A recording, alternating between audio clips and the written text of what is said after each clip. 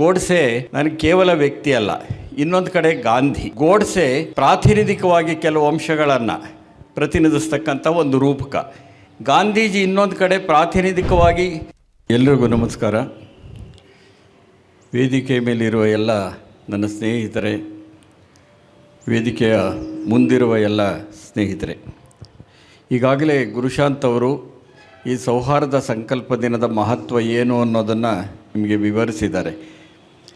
ಈ ಸೌಹಾರ್ದತೆಯನ್ನು ಕುರಿತು ಮತ್ತೆ ಮತ್ತೆ ಮಾತಾಡಬೇಕಾಗಿರುವಂತಹ ಸನ್ನಿವೇಶ ಒಂದು ಇಲ್ಲಿ ಹುಟ್ಟಿದೆ ಅನ್ನೋದೇನೇ ಭಾಳ ವಿಷಾದಕರವಾದಂಥ ಸಂಗತಿ ಅಂತ ನಾನು ಭಾವಿಸ್ಕೊಂಡಿದ್ದೇನೆ.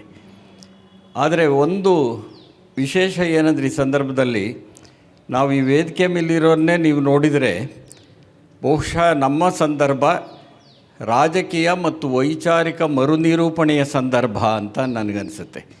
ಯಾಕೆ ಅಂತಂದರೆ, ಒಂದು ಕಾಲದಲ್ಲಿ ಗಾಂಧಿಯ ಅನೇಕ ವಿಚಾರಗಳಿಗೆ ಎದುರಾದಂಥವರು ಇಲ್ಲಿದ್ದೇವೆ ನಾವು ಎಷ್ಟೋ ಸಂದರ್ಭಗಳಲ್ಲಿ.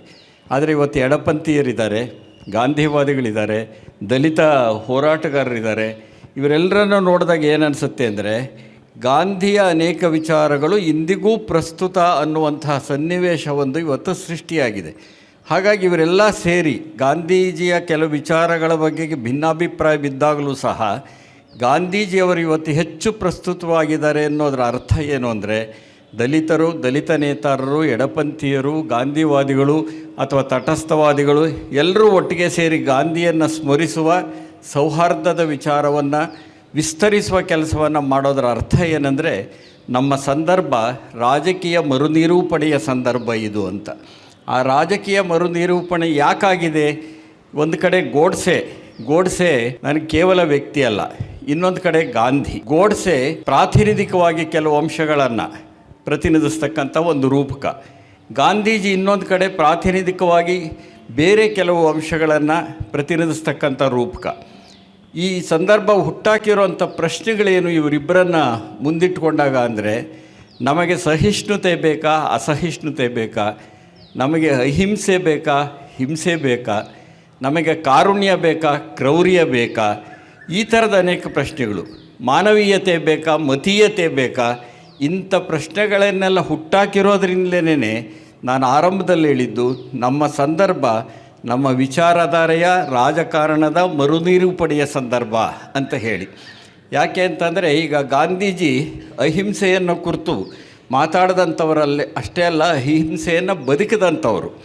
ಅವರ ದೃಷ್ಟಿಯ ಅಹಿಂಸೆ ಏನು ಅಂತಂದರೆ, ಸಮಾನತೆ ಎಲ್ಲಿರುತ್ತೆ ಅದು ಅಹಿಂಸೆಯನ್ನು ಹುಟ್ಟಾಕತ್ತೆ, ಎಲ್ಲಿ ಅಸಮಾನತೆ ಇರುತ್ತೆ ಅದು ಹಿಂಸೆಯನ್ನು ಹುಟ್ಟಾಕತ್ತೆ ಅಂತ ಗಾಂಧೀಜಿ ಹೇಳ್ತಾರೆ.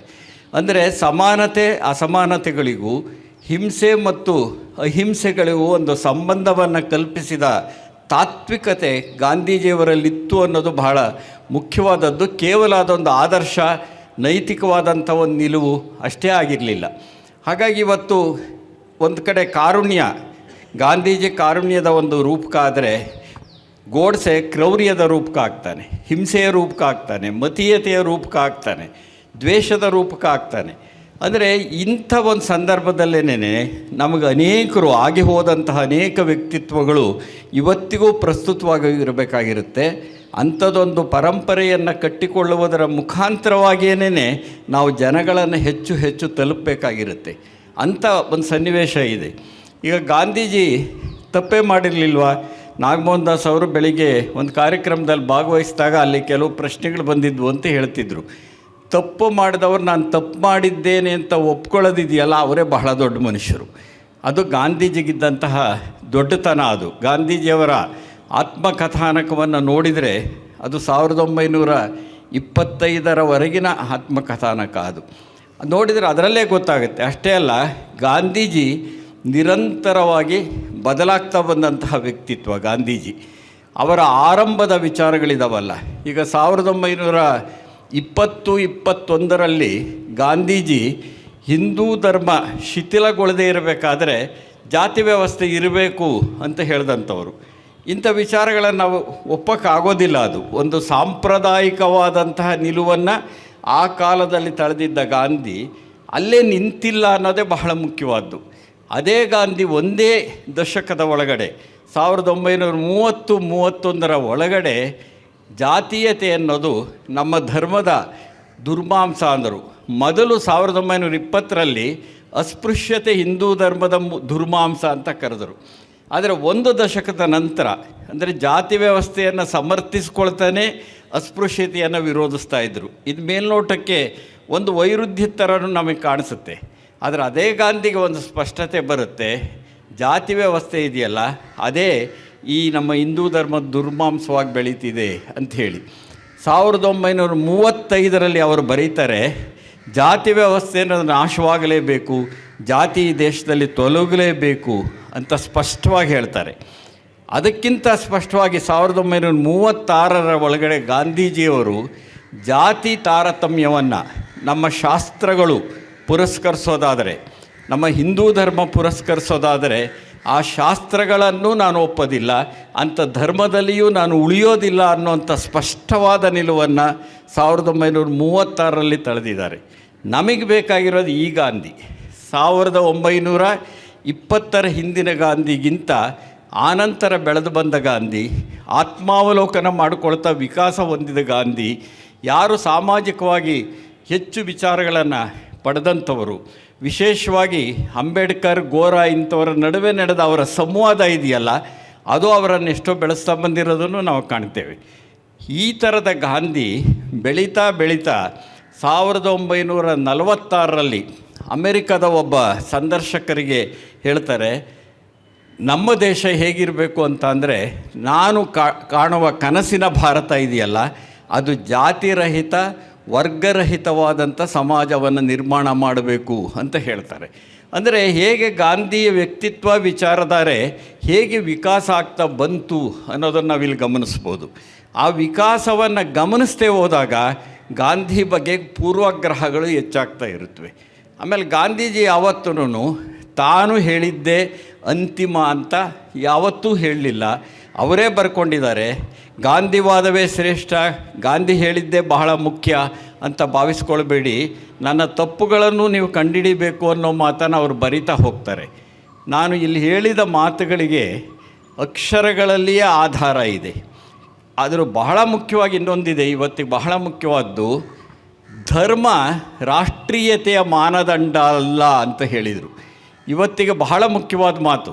ಯಾಕೆ ಅಂತಂದರೆ ಧಾರ್ಮಿಕತೆ ಮತ್ತು ರಾಷ್ಟ್ರೀಯತೆಗಳನ್ನು ಬೆರೆಸ್ತಾ ಇರೋ ಈ ಸಂದರ್ಭದ ಒಳಗಡೆ ಧರ್ಮ ರಾಷ್ಟ್ರೀಯತೆಗೆ ಮಾನದಂಡ ಅಲ್ಲ ಎನ್ನುವ ಗಾಂಧೀಜಿಯವರ ವಾದ ಇದೆಯಲ್ಲ ಅದು ಹೆಚ್ಚು ಪ್ರಸ್ತುತವಾಗುತ್ತೆ.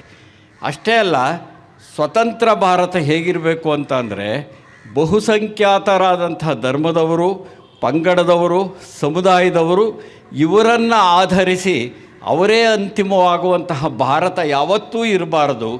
ಯಾವುದೇ ಧಾರ್ಮಿಕ ತಾರತಮ್ಯವಿಲ್ಲದ ಎಲ್ಲರ ಪ್ರಾತಿನಿಧಿಕವಾದಂಥ ರಾಷ್ಟ್ರವಾಗಬೇಕು ಅಂತ ಹೇಳ್ತಾರೆ ಅವರು. ಅಂದರೆ ಈ ಎಲ್ಲ ಮಾತುಗಳು ಏನು ಹೇಳುತ್ತವೆ ಅಂದರೆ, ನಾವಿವತ್ತು ಗಾಂಧಿಯನ್ನು ಯಾಕೆ ಸ್ಮರಿಸ್ಕೋತಾ ಇದ್ದೀವಿ? ಗಾಂಧಿಯನ್ನು ಸ್ಮರಿಸ್ಕೊಳ್ಳೋದರ ಅರ್ಥ ಇಷ್ಟೇನೇ, ಬೆಳೆದು ಬಂದಂತಹ ಗಾಂಧಿ ಇವತ್ತಿಗೂ ಪ್ರಸ್ತುತವಾಗೋದಕ್ಕೆ ಕಾರಣ ಇವತ್ತಿನ ಸನ್ನಿವೇಶವೂ ಹೌದು. ಗಾಂಧೀಜಿಯವರ ಆ ಒಂದು ನಿಲುವು ಇದೆಯಲ್ಲ, 20ರ ನಂತರದಲ್ಲಿ ಬೆಳೆದು ಬಂದ ನಿಲುವು ಇದೆಯಲ್ಲ ಅದು ಬಹಳ ಮುಖ್ಯವಾದ್ದು. ಗಾಂಧೀಜಿ ಸಾಂಪ್ರದಾಯಿಕವಾಗಿ ಕೆಲವು ಸಾರಿ ಯೋಚನೆ ಮಾಡಿದ್ದಿರ್ಬೋದು, ಆದರೆ ಯಾವತ್ತೂ ಅಪ್ರಾಮಾಣಿಕರಾಗಿರಲಿಲ್ಲ. ಅದು ಬಹಳ ಮುಖ್ಯ. ಏಕೆಂದರೆ ಇವತ್ತು ಪ್ರಾಮಾಣಿಕತೆಯನ್ನು ನಿಘಂಟುಗಳಲ್ಲಿ ಹುಡುಕಬೇಕಾಗಿರೋ ಕಾಲದಲ್ಲಿದ್ದೇವೆ. ಇವತ್ತು ಗಾಂಧೀಜಿಯನ್ನು ಭಾಳ ಜ್ಞಾಪಿಸ್ಕೊತಿದ್ದಾರೆ. ಇತ್ತೀಚೆಗೆ ಈ ಒಂದು 10-12 ದಿವಸದಿಂದ ಗಾಂಧೀಜಿಯನ್ನು ತುಂಬ ಜಾಸ್ತಿ ಜ್ಞಾಪಿಸ್ಕೊಳ್ತಿದ್ದಾರೆ ನಮ್ಮ ರಾಜಕೀಯ ಪಕ್ಷಗಳು. ಅಂದರೆ ಈ ಮನ್ರೇಗಾ ಇವೆಲ್ಲ ಬಂದುಬಿಟ್ಟು ಗಾಂಧೀಜಿ ಅಂತ ಜ್ಞಾಪಿಸ್ಕೊಳ್ತಾರೆ. ಆದರೆ ನಿಜವಾಗಿ ಗಾಂಧಿ ಜಯಂತಿ ದಿವಸ ಸಾಂಕೇತಿಕವಾಗಿ ನೆನಪಾಗುವಂಥ ಸ್ಥಿತಿ ಬಂದಿದೆ. ಹಾಗೆ ಜನವರಿ 30ನೇ ತಾರೀಕು ನಮ್ಮಂಥವ್ರು ಸೇರಿ ಸ್ಮರಣೆ ಮಾಡಿಕೊಳ್ಳುವಂಥ ಸ್ಥಿತಿಗೆ ಬಂದಿದೆ. ನಿಜವಾಗಿ ಗಾಂಧಿ ವಿಚಾರ ಇದೆಯಲ್ಲ ಅದಕ್ಕೆ ನಾವು ಎದುರಾಗಿದ್ದೇವೆಯೇ? ಎದುರಾಗೋದು ಅಂದರೆ ಶತ್ರುವಾಗೋದು ಅಂತ ಅಲ್ಲ, ಅದನ್ನು ಪ್ರವೇಶ ಮಾಡಿದ್ದೇವೆಯೇ, ಅರ್ಥ ಮಾಡಿಕೊಂಡಿದ್ದೇವೆಯೇ? ಪಕ್ಷ ರಾಜಕೀಯದ ಕಾರಣಕ್ಕಾಗಿಯೇ ಗಾಂಧಿಯನ್ನು ಜ್ಞಾಪಿಸ್ಕೊಳ್ಳೋದಿದೆಯಲ್ಲ ಅದು ಪ್ರಾಮಾಣಿಕವಾದದ್ದು ಅಂತ ನಾನಂತೂ ಅಂದ್ಕೊಂಡೇ ಇಲ್ಲ. ಗಾಂಧೀಜಿಯ ವ್ಯಕ್ತಿತ್ವ ಭಂಜನೆ ಮಾಡಿದಾಗ, ನೆಹರು ಅವರ ವ್ಯಕ್ತಿತ್ವ ಭಂಜನೆ ಮಾಡಿದಾಗ ಅದನ್ನು ಎದುರಿಸಿ ವಿರೋಧಿಸಿ ಸಮರ್ಥಿಸ್ಕೊಳ್ಳಕ್ಕಾಗದೇ ಇರತಕ್ಕಂತಹ ವೈಚಾರಿಕ ದಾರಿದ್ರ್ಯವನ್ನು ಪಡೆದಿರುವಂಥ ಪಕ್ಷಗಳಿರುವಂಥ ಈ ಸಂದರ್ಭದ ಒಳಗಡೆ ನಾವು ನಿಜವಾದ ಅರ್ಥದಲ್ಲಿ ನಮ್ಮ ರಾಜಕಾರಣದ ಮರುನಿರೂಪಣೆಯ ಬಗೆಗೆ ಯೋಚನೆ ಮಾಡಬೇಕಾಗಿರುತ್ತೆ. ಹಾಗಾಗಿ ನಾವು ಇವತ್ತು ಸೌಹಾರ್ದವನ್ನು ಕುರಿತು ಯಾಕೆ ಹೆಚ್ಚು ಮಾತಾಡ್ತೇವೆ ಅಂದರೆ, ಸೌಹಾರ್ದ ಅಂದರೆ ನನ್ನ ಅಭಿಪ್ರಾಯದಲ್ಲಿ ಈಗ ಭೌಗೋಳಿಕ ಮತ್ತು ಭಾವನಾತ್ಮಕವಾಗಿ ಏಕತ್ವ ಬೇಕು. ಭೌಗೋಳಿಕವಾಗಿ ಮತ್ತು ಭಾವನಾತ್ಮಕವಾಗಿ ಏಕತ್ವ ಬೇಕು. ನಾವೆಲ್ಲ ಒಂದೇ. ಭೌಗೋಳಿಕವಾಗಿ ಏಕತ್ವ, ಭಾವನಾತ್ಮಕವಾಗಿ ಏಕತ್ವ. ಆದರೆ ಸಾಮಾಜಿಕವಾಗಿ ಮತ್ತು ಸಾಂಸ್ಕೃತಿಕವಾಗಿ ಬಹುತ್ವ. ಅಂದರೆ ಭೌಗೋಳಿಕ ಭಾವನಾತ್ಮಕ ಏಕತ್ವ, ಅದೇ ರೀತಿ ಸಾಮಾಜಿಕ ಸಾಂಸ್ಕೃತಿಕ ಬಹುತ್ವ ಇದೆಯಲ್ಲ, ಇದೇ ಸೌಹಾರ್ದತೆಯ ತತ್ವ ನನ್ನ ದೃಷ್ಟಿಯಲ್ಲಿ. ಅಂಥದ್ದೊಂದು ಸೌಹಾರ್ದತೆಯ ತತ್ವಕ್ಕೆ ಬದ್ಧರಾಗಿ ಸಮಾನತೆಯನ್ನು ಬಿಟ್ಟು ಕೊಡದೆ, ಸೌಹಾರ್ದತೆ ಸಮಾನತೆ ಇವೆರಡನ್ನು ಒಟ್ಟಿಗೆ ತೆಗೆದುಕೊಂಡು ಬೇಕಾಗಿರುವಂಥ ಒಂದು ಸಂದರ್ಭ ನಮ್ಮಲ್ಲಿದೆ.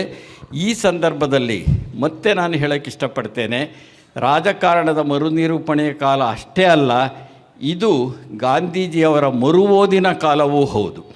ಆದ್ದರಿಂದ ನಾವೆಲ್ಲ ಗಾಂಧೀಜಿಯವರ ಮರುಓದಿನ ಮುಖಾಂತರವಾಗಿ ಅವರ ಪ್ರಸ್ತುತತೆಯನ್ನು ಹೆಚ್ಚು ಅರ್ಥ ಮಾಡಿಕೊಳ್ಬೇಕು ಅಂತ ನಾನು ಭಾವಿಸ್ಕೊಳ್ತಾ, ನಾವೆಲ್ಲ ಸೌಹಾರ್ದತೆಯ ಸಂಕಲ್ಪವನ್ನು ಮಾಡೋದು ಅಂತಂದರೆ ಈ ದೇಶದಲ್ಲಿ ದ್ವೇಷಾತೀತವಾದಂಥ ಭಾರತ. ಈ ಜಾತ್ಯತೀತ ಅಂದರೆ ಕೆಲವ್ರಿಗೆ ಹಿಡಿಸೋದಿಲ್ಲ. ಏಕೆಂದರೆ ಜಾತ್ಯತೀತ ಅಂದಾಗ ಅನೇಕರಿಗೆ ಪಾಪ ಏನೋ ಒಂದು ರೀತಿ ಕಹಿ ಮುಖಗಳನ್ನು ನಾವು ಕಾಣ್ತೇವೆ. ಅದಕ್ಕೆ ನನಗನ್ಸುತ್ತೆ, ನಿಮಗೆ ಜಾತ್ಯತೀತ ಅನ್ನೋಕ್ಕೆ ಇಷ್ಟ ಇಲ್ವಾ, ಕಡೆ ಪಕ್ಷ ದ್ವೇಷಾತೀತ ಭಾರತ ಅಂತಲೂ ಅದ್ರ ಕರೀರಿ ಅಂತ. ಅಂಥ ದ್ವೇಷಾತೀತವಾದಂತಹ ಭಾರತ ಇದೆಯಲ್ಲ, ಅದು ಉಳಿಯೋದಕ್ಕೆ ಮತ್ತು ಬೆಳೆಯೋದಕ್ಕೆ ಬೇಕಾದಂತಹ ಸಂಕಲ್ಪವನ್ನು ನಾವು ಮಾಡೋಣ. ಗಾಂಧೀಜಿಯವರ ಮರುಓದಿನ ಮುಖಾಂತರವಾಗಿ ಮತ್ತೆ ನಾವು ಪ್ರಸ್ತುತಗೊಳಿಸ್ಕೊಳ್ಳೋಣ ಅಂತ ಆಶಿಸಿ ನಾನು ಮಾತು ಮುಗಿಸ್ತೇನೆ. ನಮಸ್ಕಾರ.